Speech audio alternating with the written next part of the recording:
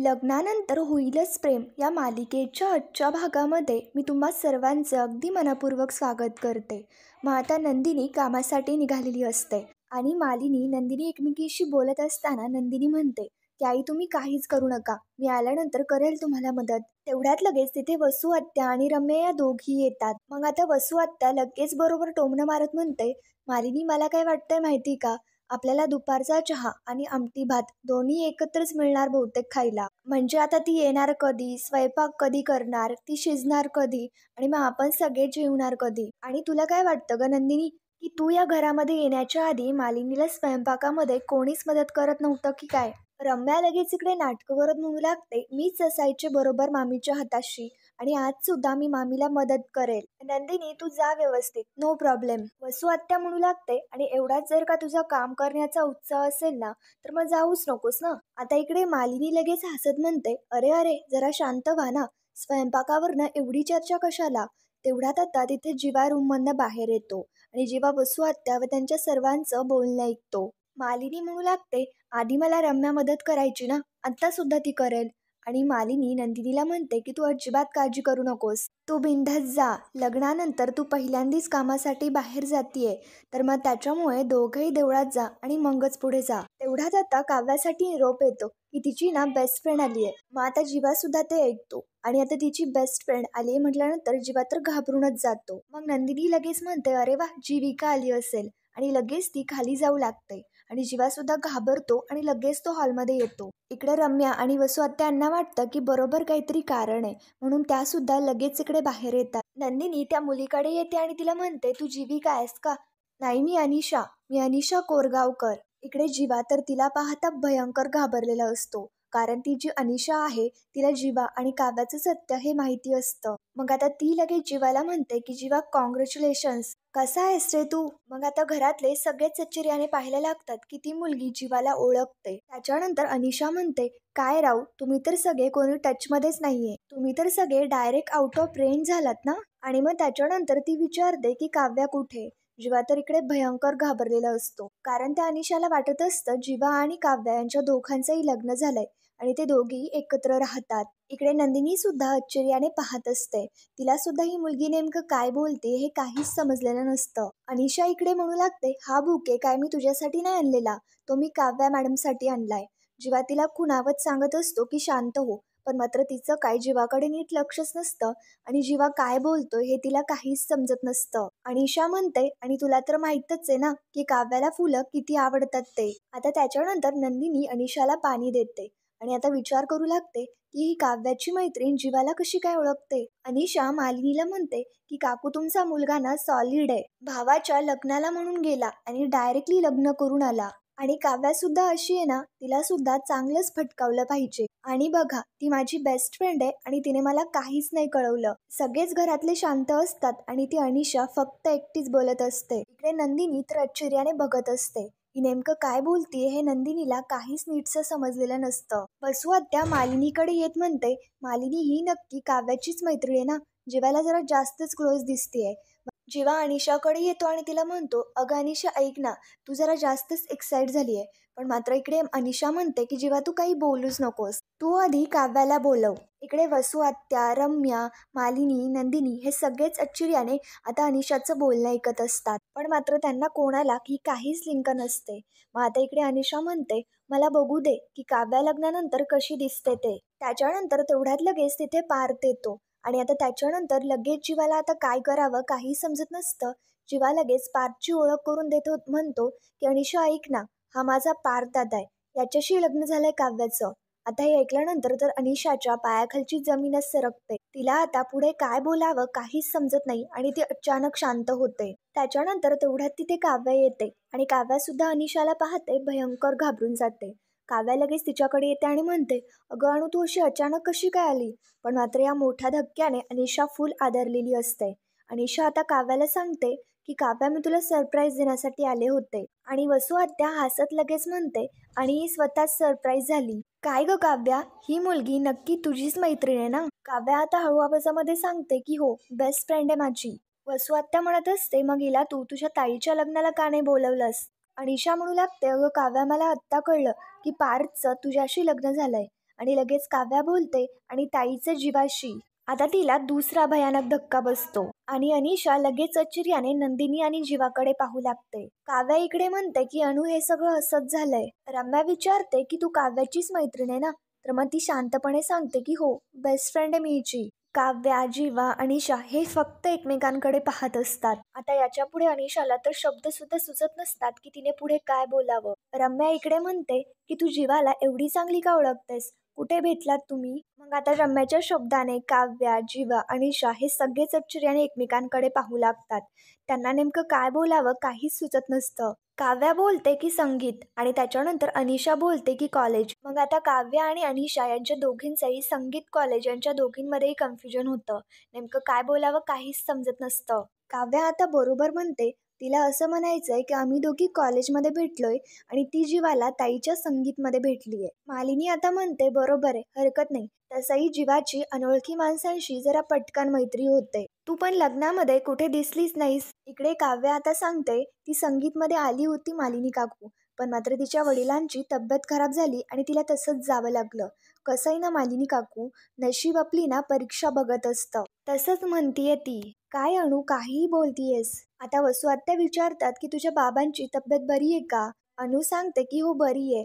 त्याच्यानंतर आता पार्थ तिकडनं निघून जातो. नंदिनी आता सांगते बरं अनिशा, तू आणि काव्या दोघी गप्पा मारत बसा, आम्ही जरा बाहेर जातोय, निघतो आम्ही. आणि काव्या हिला बसून नको ठेवू, सकाळी शिरा केला होता तो तिला आठवणीने खायला दे. नंदिनी अनिशाला म्हणते आपण पुन्हा भेटूयात, अशीच आहे. चल आता बाय, मी निघते. आता त्याच्यानंतर जीवा फक्त आश्चर्याने काव्याकडे पाहत असतो. नंदिनी इकडे जीवाला म्हणते की चला आपण निघायचं ना, पण जीवाचं लक्ष काय नंदिनीच्या बोलण्यावरती नसतंच. मालिनी जीवाला सावध करते आणि म्हणते काय रे जीवा, काय झालं, निघताय ना? तर नंदिनी आणि जीवा दोघेही तिकडनं निघून जातात. मालिनी विचारते अनिशा तू नेमकं काय घेशील, चहा की कॉफी? तर मग काव्याच सांगते की कॉफी घेईल, कारण अनिशा तर फुल गोंधळून गेलेली असते. काव्या मालिनीला म्हणते की मालिनी काकू, आम्ही दोघी जणी माझ्या रूममध्ये बसून गप्पा मारू का? मालिनी सांगते हो मारा, मी मी पाठवते सगळं, तुम्ही जा. मग त्याच्यानंतर काव्या आणि अनिशा दोघीही तिकडनं निघून जातात. रूममध्ये आल्यानंतर अनिशा विचारते अगं काव्या, हा सगळा काय प्रकार आहे? काव्या आता सांगते अगं तू मागे पुढे बघायचंस ना बोलण्याच्या आधी. मला माहिती आहे की तुझ्यासाठी सगळं स्ट्रेंज आहे. तू आता बॉम्ब नाही, अणुबॉम्ब फोडणार होतीस देशमुखांच्या घरात. अगं यायच्या आधी एखादा फोन सुद्धा नाही केला, अचानक आलीस. आली तर आली, सगळ्यात आधी त्यांना भेटलीस. अनिशा म्हणू लागते अगं मी तरी काय करणार, आज कॉलेजमध्ये इम्पॉर्टंट नोट्स देणार होते, तू तर येतच नाहीस. तरी मी तुला 1-2 वेळा फोन सुद्धा ट्राय केला होता, पण मात्र तुझा फोन स्विच ऑफ आला. काव्या आता म्हणू लागते अगं आजकाल नाही, मी फर्स्ट एड होऊन फोन कुठे फेकून देते ना, माझं मलाच कळत नाही. अनिशा म्हणू लागते जीवाचं लग्न तुझ्या मोठ्या बहिणीसोबत झालंय म्हटल्यानंतर फ्रस्ट्रेशन झालंच ना गं. अगं पण काव्या, हा सगळा काय प्रकार आहे आणि तिच्या होणाऱ्या नवऱ्याशी तुझं लग्न होण्याचा काय संबंध? अगं नेमकं तुम्ही हा काय घोळ घालून ठेवलाय? अगं काव्या, तुझं जीवावरती किती प्रेम होतं आणि आपल्या ग्रुपची ड्रीम लव्ह स्टोरी म्हणून आम्ही तुमच्याकडे बघायचो. आमच्या नजरेसमोर तुमची लव्ह स्टोरी खुलली आहे आणि मग काव्या हे सगळं कसं झालं आणि हे सगळं तू घडूच कसं काय दिलंस? काव्या तर मात्र घडलेल्या प्रकरणाबद्दल खूप डिस्टर्ब असते आणि काव्याच्या डोळ्यातून जीवाचा विचार करता टपकन पाणी निघतं. काव्या आता सांगू लागते अणू अगं काय सांगू तुला, त्या दिवशी नेमकं काय काय घडलंय. त्याच्यानंतर इकडे रम्या आणि वसू आत्या दोघी एकमेकींशी बोलत असतात. रम्या लगेच वसू आत्याला म्हणते आई, मला ना हा काहीतरी नक्कीच झोल वाटतोय. म्हणजे ती अनिशा नक्कीच काहीतरी सांगण्याचा प्रयत्न करत होती, पण काव्या तिला बोलूच देत नव्हती असं वाटतंय. वसू आत्याला सुद्धा ही गोष्ट समजते आणि ती रम्याला म्हणते बरोबर आहे, नक्कीच कुठेतरी पाणी मुरतंय.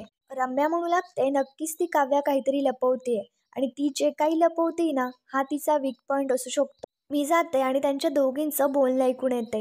आता वसू आत्या तिच्या रूममध्ये निघून जाते आणि ही नालायक रम्या त्यांच्या दोघींचंही बोलणं ऐकायला जाते. त्याच्यानंतर काव्या म्हणू लागते बाकी सगळ्यांसाठी तो आमच्या लग्नाचा दिवस होता, पण तो माझ्यासाठी माझ्या आयुष्यातला सगळ्यात काळा दिवस होता. काव्यात जे जे काही घडलं ते सगळं अनिशाला सांगत असते आणि तोपर्यंत रम्या तिथे जाऊन पोचत असते. काव्या इकडे लग्नाच्या वेळी घडलेला सगळा प्रकार अनिशाला सांगू लागते की नेमकं पार्थ आणि काव्याचं लग्न कसं झालं आणि नंदिनी आणि जीवाचं लग्न कशा पद्धतीने झालं. त्याच्यानंतर इकडे दुसरीकडे रम्या दाराशी बाहेर असते आणि नेमकं रम्याला काही ऐकायलाच येत नसतं, म्हणून ती ऐकण्याचा प्रयत्न देखील करत असते, पण मात्र तिच्या कानावरती त्यांचे शब्दच पडत नसतात. रम्या आता विचार करू लागते की रम्या काहीतरी जुगाड कर आणि आतमध्ये जा, नाहीतर यांच्या दोघींचं काय गॉसिप चाललंय ना हे तुला कळणारच नाही. तेवढ्यात आता लगेच त्यांच्या दोघींसाठी कॉफी आणि शिरा घेऊन त्यांची मोलकरी नेत असते आणि रम्या तिला पाहते आणि तिला आतमध्ये जाण्याचा चान्स मिळतो. रम्या कल्पनाकडे येते आणि तिला म्हणते, हे मी देऊन येते, तू जा लवकर, तुझी तुझी कामं कर. तर मग रम्याला आतमध्ये जाण्याचा चान्स मिळतो आणि ती लगेच आतमध्ये जायचं नाटक करून तिकडे जाऊ लागते. दरवाजा वाजवल्यानंतर काव्या लगेच दरवाजा उघडते. मग त्याच्यानंतर रम्या म्हणते, अगं तुझी मैत्रीण आली आहे ना, मी तुमच्यासाठी शिरा आणि कॉफी घेऊन आली आहे. काव्या विचारते की तू का घेऊन आली आहेस, कल्पनाताई नाहीये का? रम्या आता म्हणते, अगं ती आतमध्ये काम करते, तुझी एवढी मैत्रीण आली आहे ना, म्हटलं आता यावं आणि माझ्या हातची स्पेशल कॉफी द्यावी तिला. रम्या आतमध्ये येत असते, मग काव्या तिला थांबत म्हणते, तू आतमध्ये कुठे चालली आहेस ग? रम्या आता म्हणते, अगं आतमध्ये मी ट्रे ठेवते आणि तुझ्या मैत्रिणीबरोबर गप्पा मारते ना. मग काव्या आता म्हणते, रम्या ऐक ना, आम्ही दोघी ना खूप महत्वाचं बोलतोय, तुला जर तिच्याशी गप्पा मारायच्या असतील तर नंतर मार, आत्ता नको.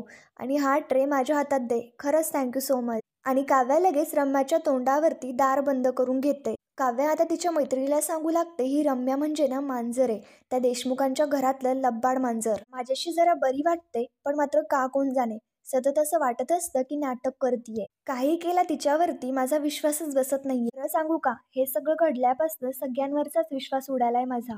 माझं नेमकं काय झालं ना कोणालाच नाही कळणार. इकडे अनिशा म्हणू लागते, काव्या मला यातलं काहीच माहिती नव्हतं, खरंच खूप वाईट झालं, हे सगळं खूप विचित्र घडलंय. तुला माहिती का, तू मला सांगितलंस म्हणून. जर मला हे बाहेर कुठून कळलं असतं ना, तर एखाद्या फिल्मची स्टोरी समजून मी इग्नोर केलं असतं. काव्या सांगत असते, एका फिल्मच्या स्टोरीपेक्षाही विचित्र घडलंय आणि ही गोष्ट कधीच कोणाबरोबर घडू नये असं घडलंय. आणि तू येऊन तर अजून घोळ घालणार होतीस.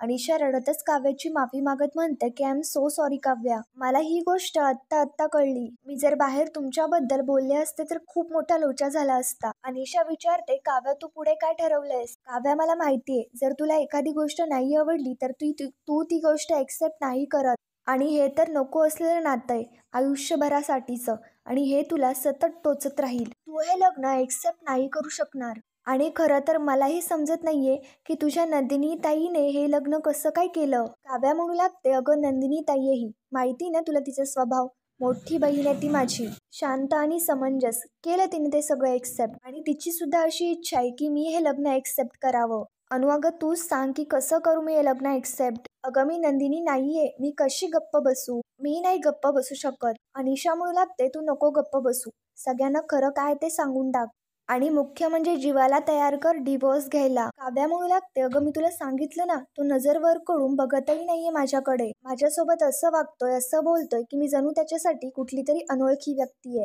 मी त्याला म्हणाले की मी आपल्या प्रेमाबद्दल सांगून टाकते घरच्यांना. मला म्हणाला की तू सांगून टाक, मला नाही फरक पडत, मी सांगून टाकेल की माझं नव्हतं प्रेम हिच्यावर. काव्या तर हा विचार करता खूप रडत असते आणि काव्या तर खूप टेन्शनमध्ये असते. तर मग मित्रांनो, पुढील भागामध्ये आपण पाहणार आहोत, अनिशा काव्याला सांगत असते, सगळ्या जगाला सांगून टाक की नेमकं काय खरंय. आता त्याच्यानंतर काव्या तर ठरवते की घरच्यांना सांगून टाकायचं. नंदिनी आणि जीवा दोघे गाडीत चाललेले असताना नंदिनी जीवाला म्हणते, त्या जीविकाशी भेट व्हायला पाहिजे. मग त्याच्यानंतर जीवा लगेच घाबरतो आणि लगेच जोरात गाडीचा ब्रेक मारतो.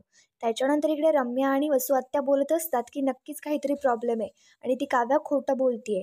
काव्या इकडे मालिनीशी बोलायला आलेली असते की मी सांगू का माझा प्रॉब्लेम, आणि तू पुढे मालिनीशी बोलणार असते.